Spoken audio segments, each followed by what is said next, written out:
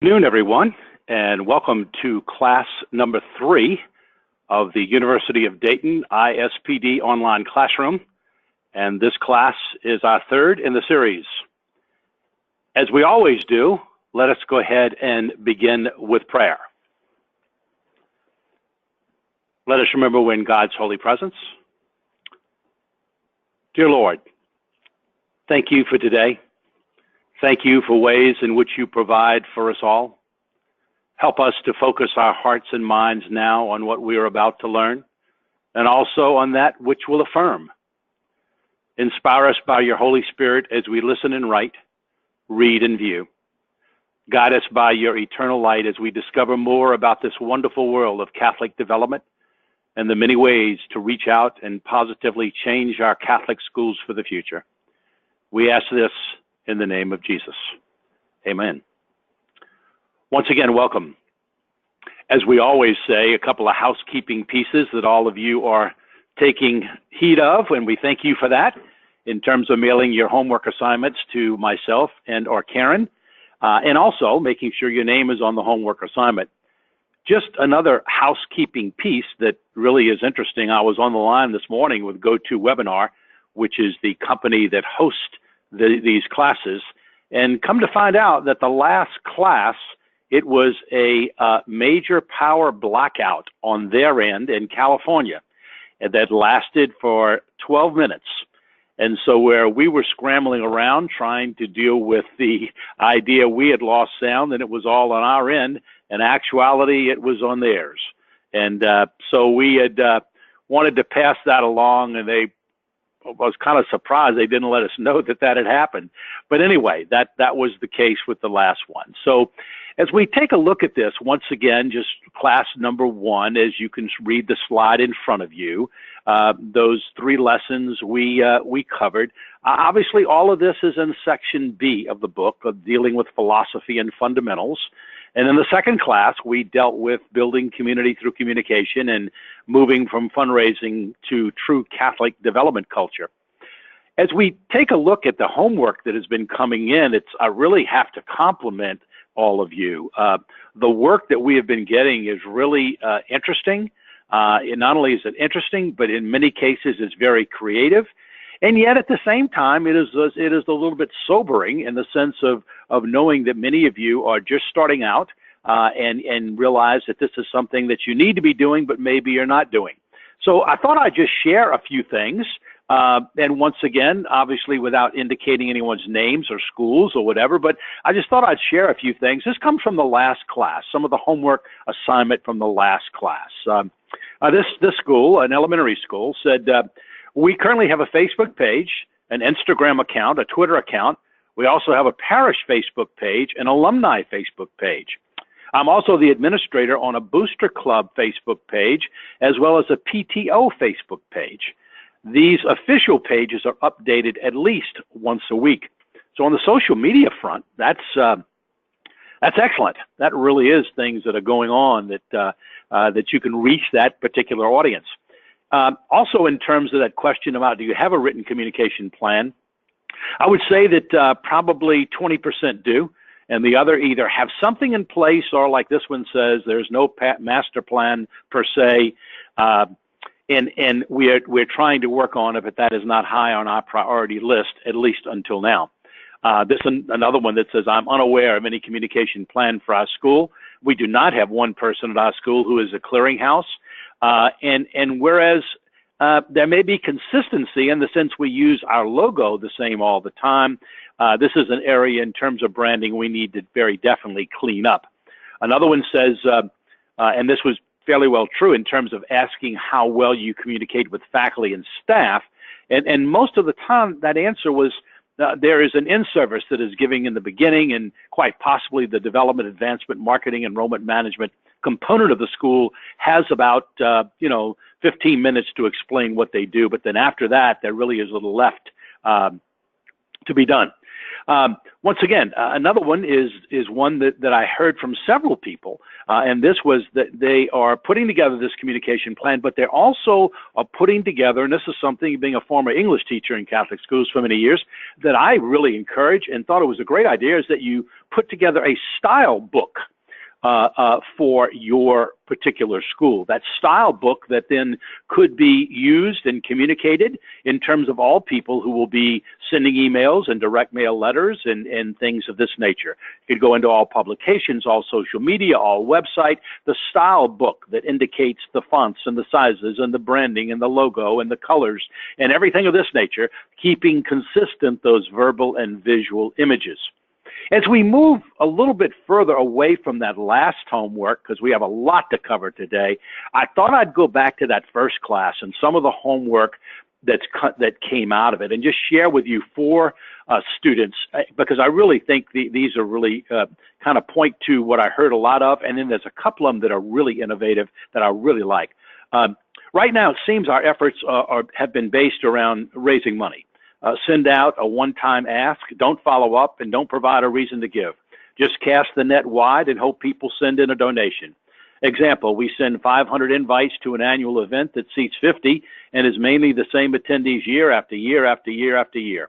We rely too much on the same donors without cultivating other alumni to get involved. We heard that so much. And once again, we are going to look at many ways that culture can shift. Here's another one. As a principal, along with the advancement office, this has been one of the biggest challenges we face as a team, is to have people understand that development is meaningfully involving and engaging people. The faculty participate in the annual fund, which is very good. And once again, even though there's some complaints in regards to that, they do. But the concept of meaningfully involving and engaging people is probably one of the most important tasks for our advancement team, and probably one of the most important in terms of this new school year, and we have made a total commitment to make that happen and to do that. If you remember in one of the homework assignments, and some people took this on, and I was really excited to see that, and I'd like to share a couple of things. One was, if you were going to plan, organize, and host a leadership workshop, 3 hours for Catholic school leaders in your Catholic school, what 5 to 7 goals or topics would you emphasize? Who would be your best presenters from your community? What would be the major goals you'd want to accomplish? And how would you know that the workshop had been successful? Okay? And here are topics that, there are 7 topics that this student indicated, and I really like them. Educating on the power of a mission statement, the power of a vision statement, the power of SMART goals, goals that are strategic, measurable, achievable, relevant, and driven by a timetable. The power of the SWOT analysis, present strengths, present weaknesses, future opportunities, future threats. The power of excellent customer service. And building your team with one or more of these things, like the Myers-Briggs type indicator or the Clifton Strength Finder. The power of 3s, pick 3 and win every day. And lastly, using Kanban boards for simple project management. So that would be an interesting educational session to attend. Here's another one, same question, okay? Really like this. The goal would be to help leaders gain a better understanding of mission and vision. The goal, to create consistent messaging from campus leaders. The goal, to engage leaders in the priorities of the development office. The goal, to engage the leadership in a conversation about the longevity and sustainability of the school. The goal, to identify new ways that volunteers can help promote the school. This is excellent. And once again, I'm going to go back to that question, because I really think this is something is worthwhile exploring. If you are going to plan, organize, and host a leadership workshop, 2 or 3 hours, for the Catholic school leaders, meaning administration, boards, councils, etc., involved in your Catholic school, what 5 to 7 goals and topics would you emphasize? And these are 5 excellent goals that we just read. So thought I'd share that with you. Some excellent thoughts, some excellent information coming in. As I said, we continue to enjoy the whole idea of being able to read what so many people are sending out. And really, we're going to, once again, share these all the time. We have a folder on every student. And in terms of that folder, we're able to share that. And once again, we'll continue to do so. Today's focus is probably one of the most favorite of my classes, because we're talking about lessons 6, 7, and 8. And obviously, lesson 6, dealing with the value of a customer service culture. 7, how do we build relationships with our school families, our most important quote-unquote customer. And then lesson 8, promoting the value of faculty, staff, and board involvement in development. So as we look at this, let's go ahead and jump into this. Lesson 6 is, to me, one of the pivotal lessons in the book. It really is something that is important to us, and I think as we take a look at moving it forward, you're going to see how this permeates and it's integrated throughout this entire course. Let me just share with you some thoughts. My first year of teaching at De La Salle High School in New Orleans, there were waiting lists in all 4 classes. Those of you that maybe go back to those days of teaching in the late 60s and 70s and early 80s, technology back then was an opaque projector, a ditto machine with purple ink that you used to hand crank. There were 5 lay teachers. I was one of them. Everybody else was a LaSallian Christian brother. My first year salary was $4,800. And I know you won't believe this, but back then, in 67 and 68, I could not believe they paid me that much money to do something that I loved so much. I had 5 sophomore English classes and 1 geography, and my average class size was 39. Budget was balanced with tuition, subsidy, and a good fundraiser. That was then.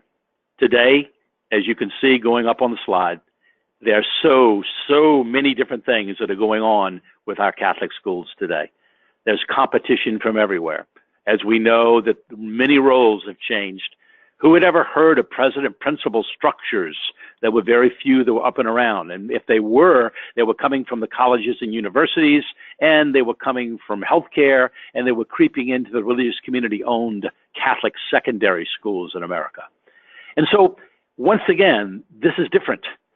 Many people have been invited and continue to be invited to step forward beyond their fields of certification and sometimes beyond their comfort zone in terms of moving this all forward. And so with this in mind, we know that many things have happened. Enrollment management, for example, is the new language, not really new anymore, but back when I got started in development, back in the 80s, it was student recruitment. Now we talk about enrollment management because we're talking about how do we manage our enrollment. Not only how do we manage those that come into the school, but also how do we retain those students that we do have. Very interesting in terms of being able to make sure that we manage that enrollment from the time families become interested to the time they are there, to our retention, as well as when they become our alums. And of course, as we talked about earlier, that idea of branding is now really important. Building endowments are key to long-term financial future, and you can see the slides without reading to you what's coming up. And so this is indeed a different world. I think that is the biggest thing that we try to teach. I remember starting out with this many, many years ago and doing these 2-day workshops and talking about all this. And we're going back 25, 26 years ago. And this was a foreign language almost. And yet we realize that we've got to change. And as we look at it, let's look further on the impact of what is going on and what is taking place, because it's changing so fast. You know, and so what we have seen, especially in the last 10 years, is, you know, we know that people have left our church. The data is there, both the quantitative as well as the qualitative data. Whereas we know many people's lives were centered around our church and school, and today 70% are not involved or engaged. In fact, the Gallup organization calls that 40% of Catholics, this is Catholic population now, as actively disengaged. Notice the word actively in terms of disengaged. And many carry on the same modus operandi. We do the same new parent welcome, the same way to ask for money, the same thing with long-range planning. Our curriculum doesn't really shift that much. And so as we look at it, we realize that things also, because of lack of innovation, because of changing demographics, because of some challenges, there are things that are happening. And just in the last 12 years, over 1,500 Catholic schools have closed or consolidated. Yet we do have some new ones that have opened. We're excited because we worked with the capital campaign and planning for a new Catholic school in the Archdiocese of Mobile, St. Michael Catholic High School over in Baldwin County, brand new Catholic high school. And so the interest is there. People are there. Student enrollment, though, has declined. And as we look at this, we realize that the whole idea of belonging leads to believing, unfortunately, some think it's believing leads to belonging. And that's not true. Maybe it was at one time. And sometimes we run across those attitudes that say, gosh, you got to do it my way. Not to say that you can't and should not set the guidelines and the tone, but we also know that the realization of trying to balance a budget and providing a budget that is going to put you on the cutting edge of excellence through a generic annual appeal process, a fair festival tuition, a fundraiser, a 2 or 3 or 4 or 5, and maybe a direct mail appeal for special projects, those days are gone. Those days are gone. When we speak of a cultural shift in our Catholic schools, we often run up against these words. That will never work here. We are different. And I agree with you 100% on the second part. You are different. Every Catholic school is different. Every Catholic school has a different culture. Every Catholic school should have a different mission, a different vision, some commonalities, but once again, that culture is different. But once again, we can't keep doing the same things over and over again or tweaking it a little bit. And so here are the challenges we're faced with, and you know them: revenue and resources, enrollment, quality personnel, leadership that is with us, and there's continuity of leadership, parishes and schools collaborating, mission, vision, plans for the future, and of course, the aging facilities. And so with these major challenges, what becomes important is that in order to successfully solve these, we feel that it is important to shift this culture into being more quote unquote customer oriented. And in today's economy, understand whether it, now let's look at who the customer is. Immediately when I probably said customer, quotes around it, so don't take it in the retail value. When I said the customer, you probably think the parents. Yeah, the parents are definitely a customer. But guess what? The faculty and staff are also a customer. The administration is also a customer. The student is also a customer. The alumni are also customers. Customers are the people that you serve and who serve you in your Catholic schools. It is not a one-way street. It is a two-way street. And in today's economy, people want choices. They want to be treated equally and fairly. And I'm not just talking about the parents. They want quality, and they want to feel part of a community that is making a difference, one that is welcoming, inviting, and engaging. And so when you invite that board member, when you hire that new faculty member, when you hire that new staff member, when you accept that new family, when you accept that new student, when you engage that alum on your board or your core team, once again, they want to be treated equally and fairly. They want a two-way street. And because of that, once again, it's important we understand that people do want to belong. They want to belong, especially belong to a winner. And they're looking for benefits. What will best serve them and their family, especially as parents and donors? And so as we look at all of this, one of the things that becomes really important is that we understand, what do we mean by this? What are those pieces that make up this quote unquote customer service culture?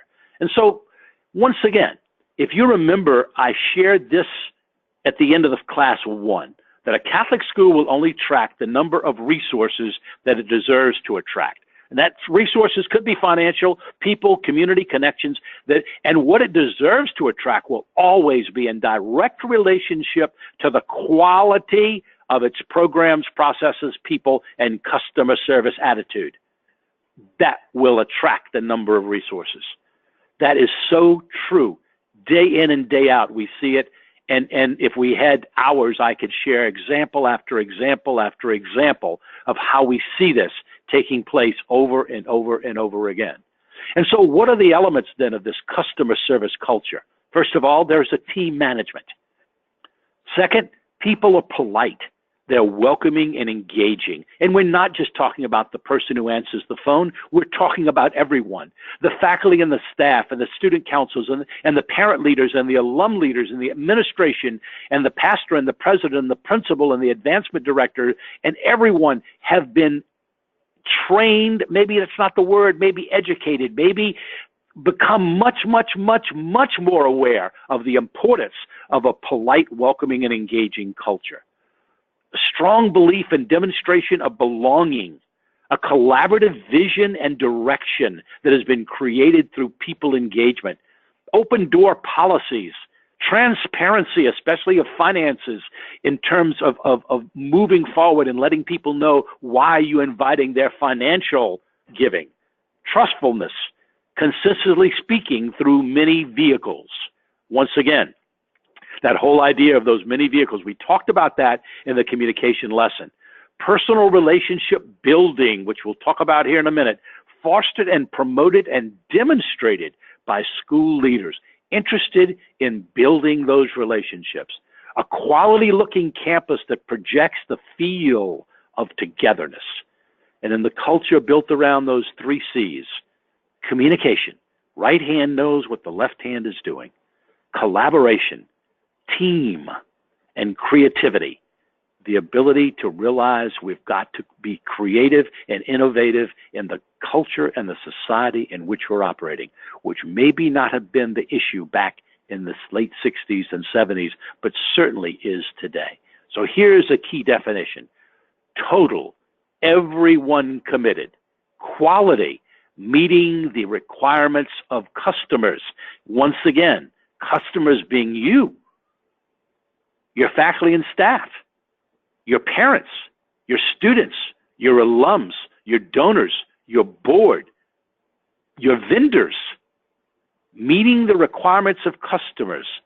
Quality management in a collaborative manner is the day-to-day belief and behavior of effective quality organizations. Once again, really key.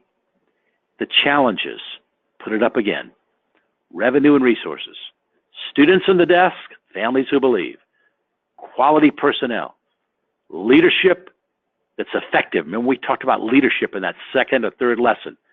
Parish and school collaboration, mission, vision, plans for the future, and addressing the facilities. These can be solved efficiently and effectively in a quote-unquote customer service environment. Proactive and win-win should not just be words in a presentation. And so your homework assignment, moving from class 3 to 4, will be what we call the customer service TFS test. This I will send you within the next day or two. It is a list of 50 or 60 statements about your quote-unquote customer service in your Catholic school. And we're asking you to put a T if that statement is true, an F if that statement is false, and an S if that statement is somewhat true, somewhat false. And I think as you read through these statements, you will realize that and get a good barometer on where you are with much of this. Obviously, if something is not applicable to your school, then you would put NA.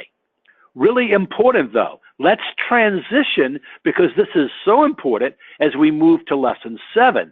So building from lesson 6, let's look at much of what Catholic schools face all across the country. Let's build on what we just talked about.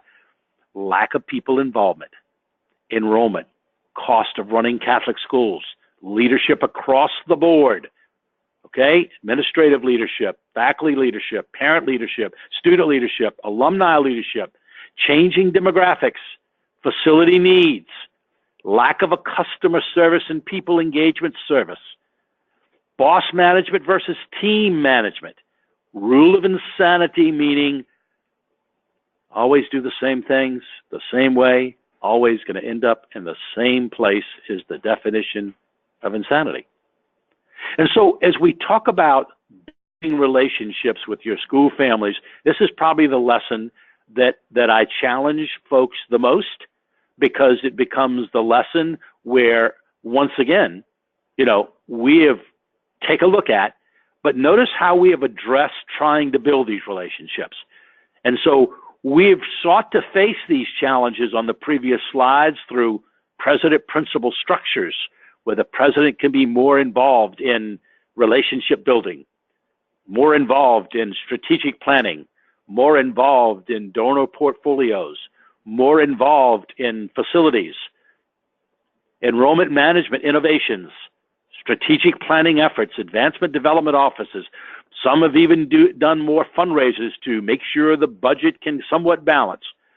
Schools have merged, capital campaigns have been held, new governance and operational models, business partnerships, school systems, new vision, better branding and marketing, more volunteer lay leadership involvement, new sources of revenue. All of these things we have sought to use to face the challenges. And in many, many cases, these are working well. In many cases, there are things that are happening with these bullet points that have made huge difference. The Cristo Rey schools, for example, as you take a look at new operational models. Much of this is working, but let's take this to another level. Now, the reason why I said this lesson is one of the most interesting for me to teach, because usually here are the two responses that I get when I talk about what's in this lesson. People will hear what I have to say, and they'll say, interesting.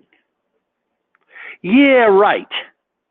And then to themselves, they say, you're out of your mind. So here's what I'm going to ask you to do. For the next 10 or 15 minutes, back when I was a kid, there used to be these little magic slates. And it had a little red wooden pencil. And you could write on it, you could draw on it. And if you wanted to erase everything, you just lifted up the little plastic sheet. And everything that you'd drawn, everything you'd written, was erased. Now, so what I'm going to ask you to do, and it'll be difficult to do, I can assure you, for some especially, it'll be difficult to do this. But what I'm going to ask you to do is, for the next, say, 15 minutes, will you please lift up that plastic sheet? Would you erase from your mind for the next 10 or 15 minutes every thought, every process, every activity that you have at your Catholic school right now or recently that deals with the way you relate with your school families?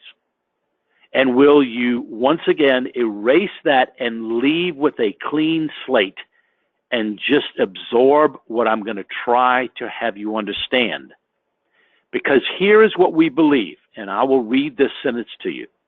In order for Catholic schools to prevail, not survive, prevail, and meet the daunting challenges we are facing, we must figure out the ways, means, and processes for school leaders to meet with every family one-on-one at least once per year for a lengthy, not small group, not large group, not 5 minutes, for a lengthy conversation in their home preferably, or on the school site, eyeball to eyeball. You see the third bullet point on the slide? Interesting. Yeah, right. All right, go ahead and say it. This guy's out of his mind. Let's take it a step further. If we believe in people engagement, if we believe in meaningful involvement, if we believe in shifting our culture, if we believe in building relationships, there something needs to happen. The way we have been operating must change. Now, there's some givens that we are totally taking into consideration as we go through these next 10 minutes. We understand the time. We understand the personnel. We understand the scheduling. We understand the calendar. We understand the cost. But you know what? This doesn't have to be done overnight. It can be done in stages. And we're talking about following the compass and not the clock. My dad used to always tell me, son, the most important thing in life is trying to figure out what the most important thing is.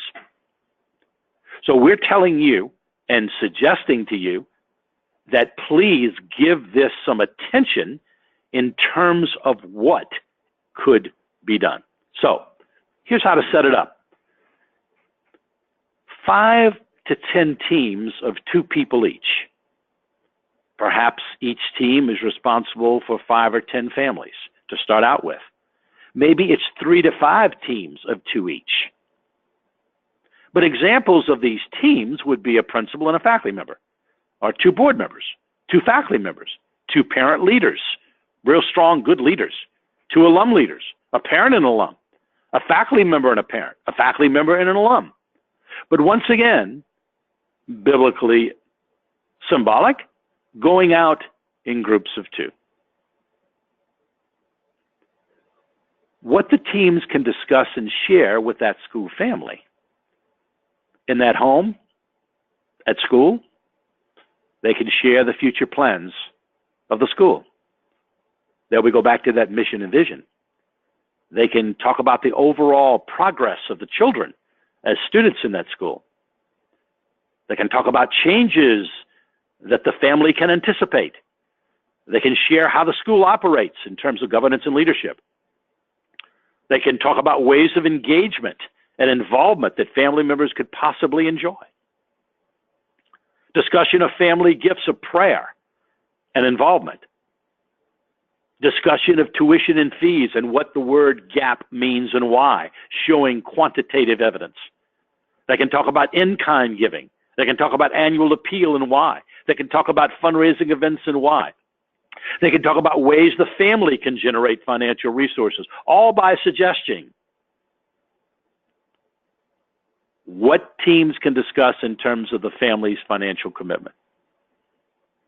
Each of these conversations will be different. Each of the circumstances of each family will be different. And so therefore, this is not one size fits all. This is not a cookie cutter approach. But what's interesting, because before you get bogged down, if your magic slate is still clean right now and you got that sheet lifted up, then we go to probably the most important part. Here is the key. You must shift this conversation by inviting the family to share with you how the school can best serve them and how the school can continue to build a relationship with the family that could last a lifetime. What are the needs of that family? How can the school help that family meet the needs? What gifts would they enjoy sharing with the school? How can the school help make their child or children's experience a great one? So after the school has presented for maybe 20 minutes some of the thoughts on the other slides, the book is closed. The book is closed, and you look at Mr. and Ms. Johnson and say, Mr. and Ms. Johnson, as we take a look now, we'd like for you to share with us what in your minds are the things that we can do as the Catholic school that you have entrusted your children to us. What can we do that can best serve you? Now, the basic tenets is that this year you possibly could begin some internal discussions, possibly begin with new families coming in for the 2018-19 school year. The goal would be over time to visit with every family once per year. Now, let's stop right here, because here's what I've heard. I've been teaching this concept and philosophy for over 7 years. Here's what I've heard. Frank, we already do that. I said, really? How is that done? Well, the principal has these coffees, and people come in and share their ideas, and we talk about the school, and we talk about their wants and needs, and they fill in these forms, and I said, that's not what I'm talking about. Frank, we do this. Oh, really? How is that done? Well, we have these wonderful new parent orientation sessions in July and August. And what happens there? Well, families kind of fan out and they meet with certain teachers, and we try to do this individually as much as we can so that we can orient them. That's not what I'm talking about. This is a two-way street. This is a 50-50 conversation. This is not only you sharing with what you need from this family where they can be stewards of your Catholic school. This is you saying to them with just as much emphasis and with just as much importance, we would like to know, how can we, as your Catholic school that you have entrusted us with your children, we want you to tell us, how can we best serve you? That's a conversation. That's a dialogue. That's relationship building. That's establishing something that has roots. That's getting legs underneath this. That's building a community. That is all about quote unquote customer service, because both of you are in a customer service culture with this. So as we look at this, once again, the advantage is obvious PR throughout the community. I mean, can you imagine what the buzz is going to be in your community? The school does take the time to get to know everyone, is what you're going to hear, because we have schools that have done this. I had one school, I was doing a 2-day workshop and talked about this and got on this tangent one afternoon, and we broke it down. I mean, we drilled down into all kinds of ways to do this, and letters to send and conversations and agendas and forms and all this type of stuff. Then about a month later, I had this lady, she was the development director. She sent me an email and said, we have visited with 15 families and we did this. And these are 15 new families to our school. This was like in November. And we have done, she said, Frank, you would not believe what these conversations have brought to us. Information we never, ever realized, and information we were able to share that parents never, ever knew about. People give to people. Please don't think money. People give to people. And so you become small by building your faith community one by one. You become a small community. It becomes a new norm. And once again, you're recording the responses and confidentiality that needs to go to the principal or the guidance counselor or to teachers. And the advantage is that there's response that needs to be gotten in some cases, and you do that. This is a new culture. This is a new way of operating. The contacts, resources, relationships, and connections have so much potential. So much potential. Let's go back to the challenge. Let me show you how. Let me pound on this, and you can tell this is one that we really, really believe in. A new culture shift. Okay, we said one of the challenges was enrollment. Well, in this conversation, you can talk about referrals. You can talk about retention. You're doing a retention activity. We talked about cost. In this conversation, you're able to explain and invite. We talked about leadership. In this conversation, you will surface new volunteer leaders. You will come to know. The question that says, what gifts would you enjoy sharing here at this Catholic school, that will come out. Demographics. Teams that visit could learn so much about the area, the neighborhood, and other families. Facilities. This could be part of the school's conversation in terms of what those needs are. Customer service and people engagement. That was a challenge, remember? This process is a perfect example of that. Boss management versus team management shows this shows the management style of the school is collaborative and inviting, and a win-win relationship is what's being proposed. The rule of insanity. This is certainly not doing the same thing over and over again and expecting different results. This is a total shift in many, many, many, many, many cases, because I do not know many Catholic schools that do this. We have introduced it, we have educated, we have taught it, we have done all kinds of things in regards to this, and we have some that are doing it. Then maybe not doing it with every family yet, but they're following the compass. They're following the compass and not necessarily the clock. There are other relationship building processes. We have schools that are doing what we call the parent-to-parent buddy system, which can be helpful. We have those of you that might have read Father Mallon's book called From Maintenance to Mission, Divine Renovation from Maintenance to Mission. He talks about in the Catholic Church the value of connect groups. Okay, well, if you are familiar with that concept, then why in Catholic schools do we not have connect groups? Why in Catholic schools, keep your magic slate clean, please. Why in Catholic schools do we not have groups of 10 or 12 parents, families, that can connect with each other once a month for prayer, could connect with each other once a month for covered dish supper, could connect with each other for just information sharing? Why don't we do that in Catholic schools? 95% of the parishes that we've run across do not do that. 5 or 10 do. Why should we and could we not do that in Catholic schools? Belonging leads to believing. Folks, we are in a different culture today than we have ever been in the history of Catholic schools. We have got to change the way we do things. We have got to build partnerships and relationships. And this is only going to be done through people giving to people. We can continue with the same parent principal coffee gatherings. We can do things such as parent, principal, board, faculty retreat. Once again, build relationships with your school families. They're your key customers, quote unquote customers. Really key. So let's revisit lesson 6. Remember? Let's go back.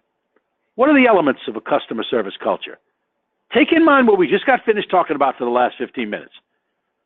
Elements are team management, polite, welcoming, and engaging, strong belief in and demonstration of belonging, collaborative vision and direction, open door policies, transparency, trustfulness, consistently seeking input through many vehicles, personal relationship building, quality looking campus that projects the feel of togetherness, and the 3 C's, good communication, good collaboration, good creativity. All of these things are right there in what we just talked about. All of them are there.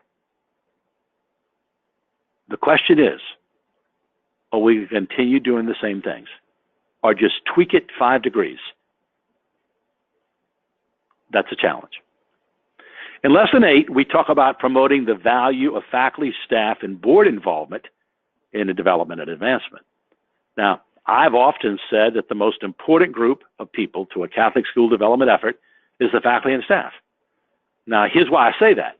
Because happy, motivated, mission-driven faculty and staff bring about happy, motivated students, bring about happy, motivated, positive parents, bring about wonderful PR out in the community. So it's important that those folks who are working in development get to know the faculty and staff. It's important that you take a look at the value of faculty and staff doing things like maybe the development folks or folk, part-time, volunteer, whatever, maybe once a week having a little lunch with a faculty member to see how they're doing. They can let them know what's going on. We also talked about this one-page development update, and I'm going to send you, in what I send out over the next couple of days, I'm going to send you a sample of a development update. Now, in the workbook that's being published, in fact, I think it's the printer right now by NCEA, there's a sample of a development update, but I'm going to send you a sample of a development update, and you'll see what I'm talking about. What I mean is that we maintain that once a month, your development advancement office, quote-unquote office, should word process a little one-pager. One side only, one sheet of paper, and it's just kind of updating people what's going on in development, advancement, marketing, enrollment management, whatever, and stick it in every faculty and staff mailbox. Give it to every board member, every leadership member, you know. And then once again, there are many areas that faculty and staff can certainly get involved. We just got finished in-servicing of faculty and staff. Here was a slide I used in that presentation. Continue to being the very best you can be. Notice that quote up there. Continue to invite all to belong. Help identify and suggest to the advancement team people who can make a difference. Share with us your successes, your excitement, the magic of your ministry. Continue to be an ambassador for the school, wherever your day-to-day journey takes you. Consider being a core team member, and that's the next lesson. Next lesson, we're going to spend a lot of time on this core team. You've heard me talk about it. You've seen that on the diagram of the infrastructure of development. They can help open house, make open house a huge success. They can help with the marketing. They can work on new strategic plan. They could work with the new outreach to school parents, what we just spent time on and energy on just now. They could be part of that.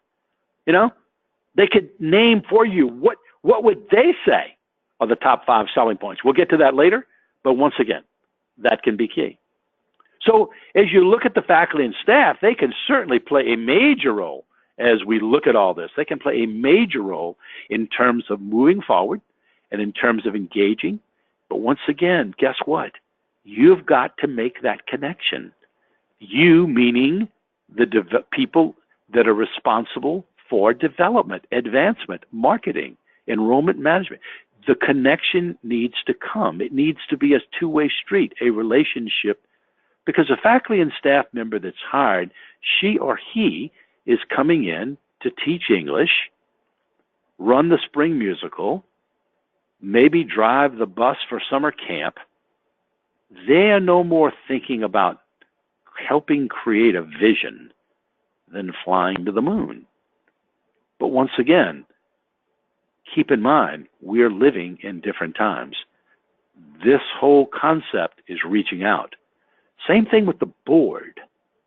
You know, I have worked with many boards, many different kinds, boards of trustees, boards of directors, boards of limited jurisdiction, advisory boards, advisory councils, pastoral councils, and the like.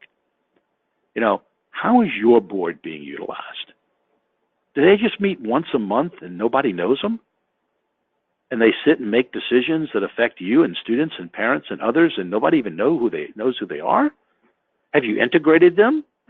Dr. Regina Haney, who used to be with NCEA for many, many years and is still a speaker and presenter there, she and ISPD a few years ago developed 5 major points that we felt strongly board members should connect with the school's advancement efforts on.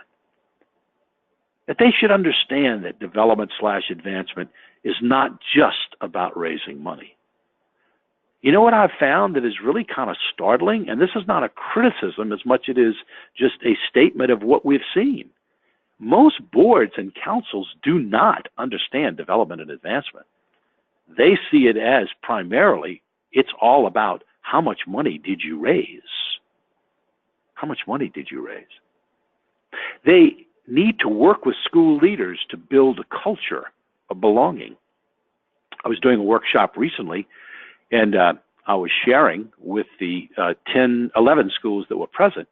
I said, tell me a little bit of what your school advisory board does, or your board of trustees, because they had a couple of high schools with boards of trustees.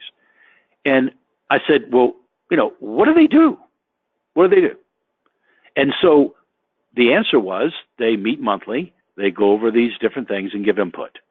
And I said, have you ever thought about moving them into a proactive mode? And the answer was, what do you mean? I said, what if you had these 10 board members, and I just grab a round number, you had these 10 board members, and every month they were given, you know, 6, 7, 8 names of parents or families to call. And just basically say, hi, Ms. Johnson, my name is Frank Donaldson. I'm a member of the Board of Advisors here at Lady of Lourdes Catholic Elementary School. And Father Kyle wanted me to reach out, say hello, and just introduce myself. And I understand and see that you have a daughter that's in the 4th grade, and just calling to see how's the school year going. What a wonderful conversation that would be. Not only, now look on both sides of the coin. From the board member standpoint, notice what she or he would learn.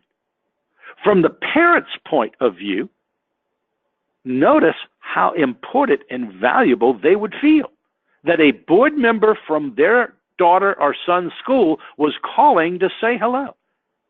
And 6 or 7 names a month would certainly would not take hours and hours and hours of time. But this is a wonderful way to help build that culture of belonging. They could also roll up their sleeves, and several could serve on the core team.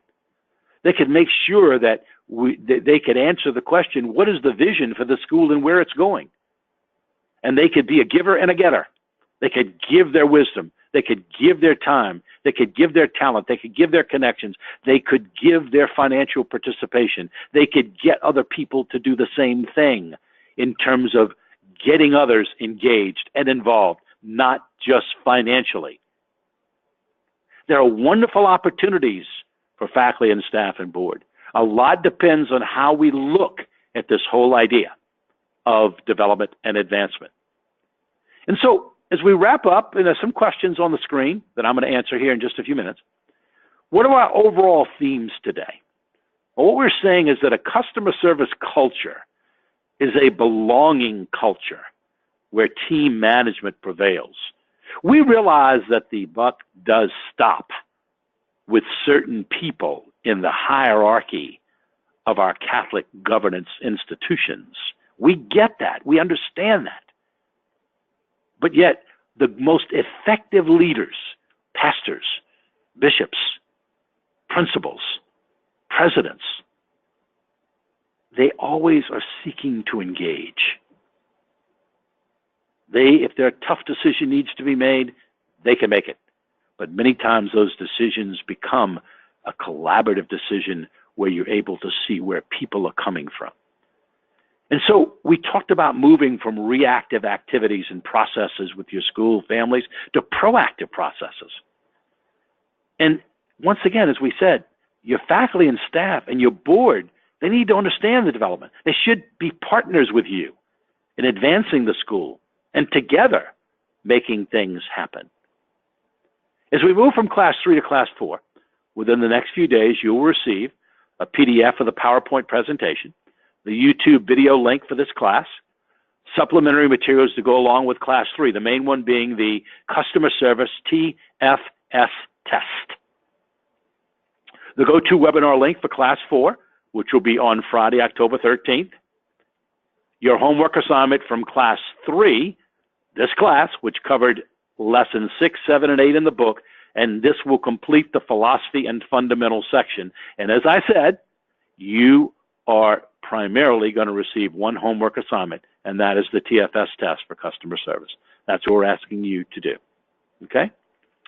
So please mail your homework assignment in and by Wednesday, October 11th, and you could just send us back your answers to the TFS test, and hopefully, probably more than anything, you know, we hope that this will provoke some just outstanding discussion.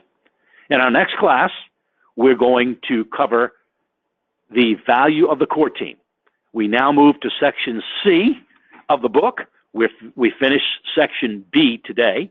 We move to section C, where now till the end of the class, in December, we will be talking about processes and structures to advance Catholic schools. So lesson 9 says emphasize the value of the development core team. Lesson 10, seek input from your constituents, and we're going to share with you the 3 ways that we find are the most valuable to seek input in your Catholic school. And then lesson 11 is we're going to talk about how do you assess your development advancement efforts. 3 really important lessons. Let's look at this as we wrap up, and let's look at some questions, okay? I'd like a copy of those 5 to 7 goals and topics. Okay, we can certainly include that, or if you want to shoot me an email, then please do so. I have 2 people that indicated audio out. I have Karen is in my office today, and she is online following the class, and I've been looking at my screen all of these 55 minutes, and I see a green sentence that says, to me, you are connected, you are connected, you are connected. So if we lost audio, I don't think anybody else, maybe 1 or 2 people, but once again, we will be sending the PowerPoint. Hopefully no more than 1 or 2 people were able to lose audio. Last question that's up on the screen, then we'll go ahead and sign out for this class is how soon should we put in place the parent/family visits? Well, I mean, that's going to greatly depend upon what's going on with your schedule and your time. If you notice what we said was we're recommending two things. That you block out time this 17-18 school year to have some earnest, serious, meaningful conversations about this process, and quite possibly talk about ways that you can make sure that you can make it happen and following that compass. And the second thing we talked about was quite possibly beginning in May or June, selecting some 10, 20, 30 families, getting with 2, 3, or 4 teams of 2, and starting in 18, 19, visits to those new families coming in for the next 18, 19 school year. Maybe you could begin with that. That gives you a good 7 or 8 months to talk, to get ready, to create, to fit to your culture, and once again, to move forward with this. I really hope you will. This is something that we have seen that does work, and yet it is so innovative. We know it's time consuming. We know personnel is an issue. We know scheduling calendar is an issue. But once again, we encourage you to please look at it, because we feel this answers all of the challenges that we're faced with in Catholic schools today. So we look forward to your questions. We look forward to getting your TFS test back. We look forward to class number 4, really 3 important topics, from core team to seeking input to assessing your development efforts. Hopefully the class is going well. There is no survey from ISPD and University of Dayton after this class, except the generic survey that'll pop up from GoToWebinar. So don't need to worry about that. But please, once again, look for the information we'll be sending to you in the next couple of days.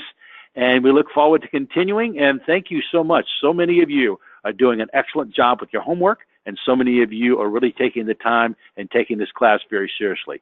Let us know if there's anything else you need from us. And once again, have a blessed day. God bless.